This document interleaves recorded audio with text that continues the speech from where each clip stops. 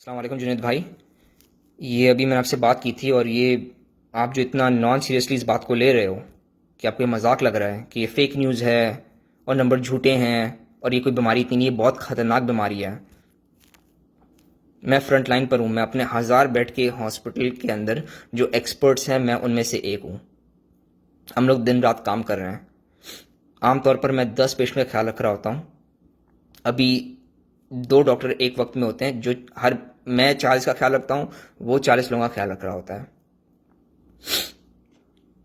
और पता है, ये ज़्यादातर लोग वही आ रहे हैं कि जो लॉकडाउन का रिस्पेक्ट नहीं करते हैं, जो कि मिल रहे हैं, घूम रहे हैं, फिर रहे हैं, जो नमाज पढ़ने भी जा रहे हैं, जो अपने माँ बाप से भी मिल रहे हैं, जो आप भी कर रहे हो। ऐसे थोड़ी होता है यार। अभी यहाँ पे एक रशियन चर्च है जिसने, हम लोगों ने जब लॉकडाउन लगाया था तो उस रशियन चर्च के बड़े ने यही बोला था कि ये घर में बैठने का टाइम थोड़ी, ये तो खुदा से नाराज़गी की बात हो जाएगी। ये तो खुदा के पास आने का मौका है कि खुदा के पास आओ और गिड़गिड़ा के बोलो कि माफ़ कर दे और ये भला टल जाए। पिछले 2 हफ्ते में इन लोगों के उस चर्च के 50 लोग मर गए। इस हद तक का बुरा हाल हुआ था कि हम लोग को फौजियों को भेजना पड़ा था इनके घरों पे, कि वो घर के बाहर फौजी खड़े हुए थे बंदूक के साथ कि निकलने नहीं दे किसी को। और जैसे ही हम लोग थोड़ा पीछे हटे कि ये लोग घर से नहीं निकल रहे हैं तो चलो पीछे हटो, पीछे हटे तो इन लोगों के यहाँ घर में दावत हुई है, 300 लोगों की शादी हुई थी। अब आ रहे हैं इनके 50 साल के लोग, 40 साल के लोग, 30 साल के लोग, लड़के आ रहे हैं। फेफड़े ही बंद हो गए हैं, किडनियां भी बंद हो गई हैं, सबके सब डायलिसिस पे हैं। और इन लोगों के 10वें 12वें दिन इन लोगों का दिल भी रुक जाता है काम करना। तो हम लोग तो साफ साफ बात करते हैं इन लोगों के, जब भी ये एडमिट होते हैं हम लोग कहते हैं भाई इनका दिल रुकेगा तो हम लोग एक चीज़ करते हैं, चेस्ट कंप्रेशन करते हैं। आपने फिल्मों में देखा होगा कि दिल रुक गया है तो शॉक दे रहे हैं, चेस्ट कंप्रेस कर रहे हैं, तो उस वक्त आसपास भीड़ होती है डॉक्टर्स की, नर्सेज की, कि बारी बारी सब कंप्रेस कर रहे होते हैं। और हर बार कंप्रेस करते हैं थोड़ी सांस बाहर जाती है तो हम लोग सब एक्सपोज हो रहे होते हैं उससे। तो हम लोग उनसे साफ बात करते हैं कि हम लोग कंप्रेशन नहीं करेंगे, कि तुम लोगों की बेवकूफ़ी की वजह से, कि तुम लोगों को जब हम लोग इतने टाइम से बोल रहे हैं कि घर में बैठो, घर वालों से नहीं मिलो, दोस्तों से नहीं मिलो, तुम लोग क्योंकि बात नहीं मान रहे थे, हम लोग अपनी ज़िंदगी मजीद रिस्क में नहीं डालेंगे। वैसे ही हम लोग रिस्क में डाल चुके हैं। वैसे ही हम लोग, जब तुम लोगों के घर वालों का ख्याल रख रहे होते हैं, हम लोगों की ज़िंदगी जान जान पर आई हुई होती है यार।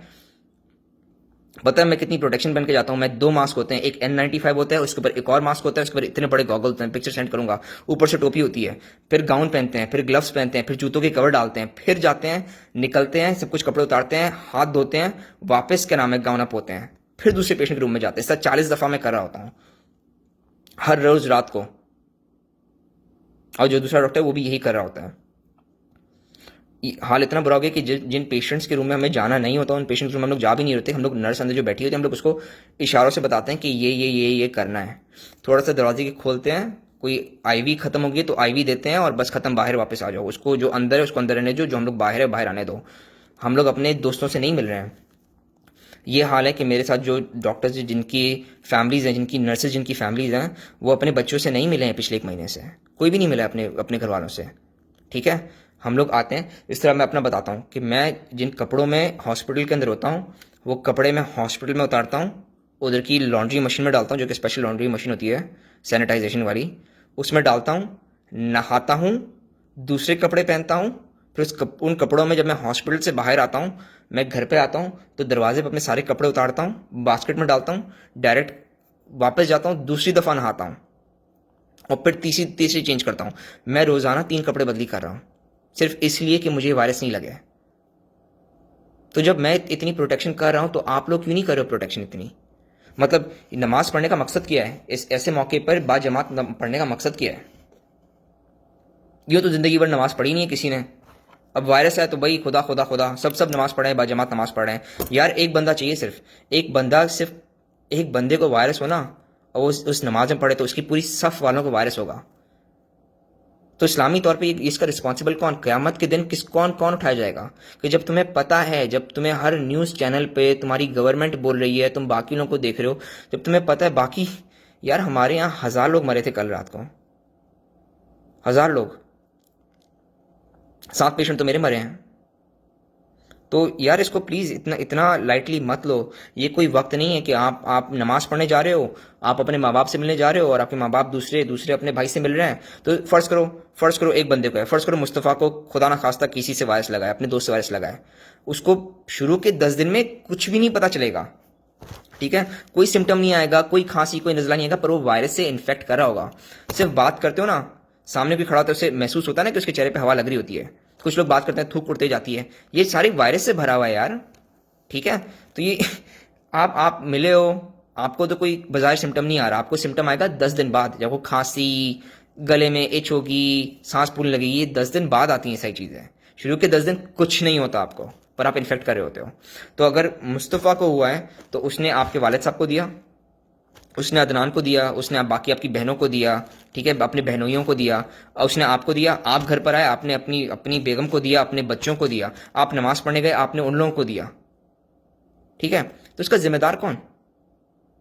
ऐसी ऐसी नमाजों का मकसद क्या है कि जब आप जा रहे हो और आप लोगों को, और पता है आप शायद बच जाओगे, आपके वालिद साहब थोड़ी बचेंगे इस चीज़ से। वो वेंटिलेटर पर जाएंगे तो उसका रिस्पॉन्सिबल कौन? उनकी जान जाएगी, रिस्पॉन्सिबल कौन? फिर तो आप डॉक्टर को मारोगे ना कि हम हमारे डॉक्टर ने मार दिया, डॉक्टर ने मार दिया, मारा तो आपने। तो ये कोई वक्त नहीं है, प्लीज इन चीजों से परहेज करो। मतलब ये क्या है, मतलब मासियां घर पे आ रही हैं, आपके ड्राइवर घर पर आ रहे हैं, मतलब इन किस किस किस बात का इतना रिस्क ले रहे हो?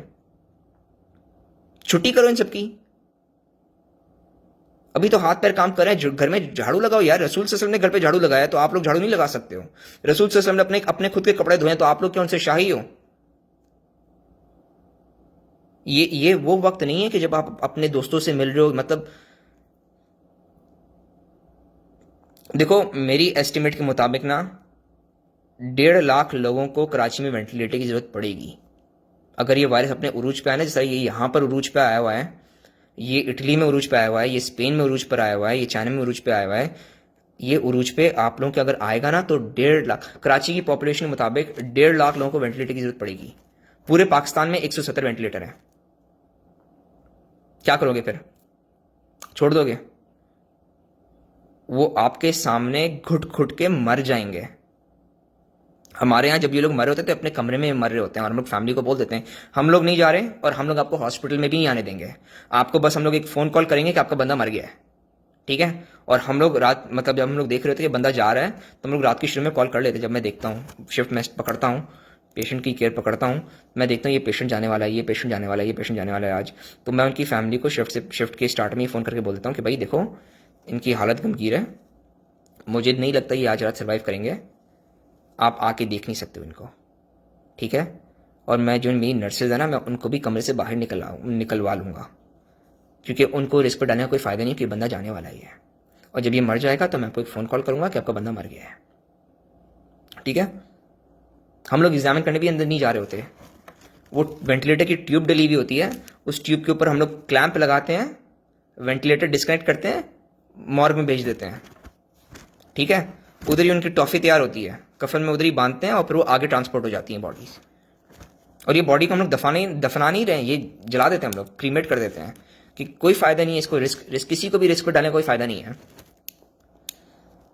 प्लीज़ इस बात का प्लीज़ ख्याल रखो। 10 दिन बाद ये इफेक्ट लाना शुरू करता है, सिर्फ इस बात का ख्याल रखो। आप मस्जिद में नमाज पढ़ने गए हो, एक बंदे को वायरस है, उसने सांस ली, चलो खांसा उसने, 8 लोगों की अगर गैदरिंग है, सबके सबको वायरस लग गया, ठीक है।